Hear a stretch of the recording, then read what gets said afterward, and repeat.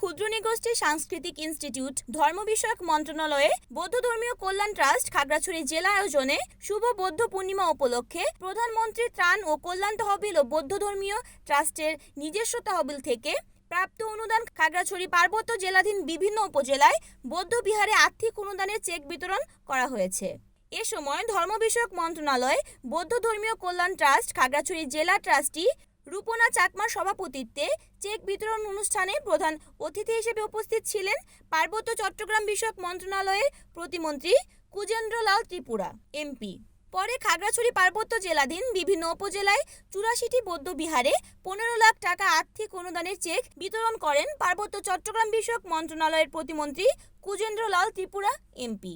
এতে বিশেষ অতিথি হয়ে উপস্থিত ছিলেন খাগড়াছড়ি পৌরসভার মেয়র ও জেলা আওয়ামী লীগের সাধারণ সম্পাদক নির্মলেন্দ্র চৌধুরী, খাগড়াছড়ি পার্বত্য জেলা পরিষদের সদস্য আশুতোষ চাকমা, সদস্য নিরউৎপল খিসা, সদস্য শতরূপা চাকমা, সদস্য ক্যাজুরি মার্মা, সদস্য শাহিনা আক্তার, সদস্য কল্যাণ মিত্র বড়ুয়া প্রমুখ। রিপোর্ট করেছেন খাগড়াছড়ি প্রতিনিধি বিপ্লব তালুকদার, এনএন টিভি।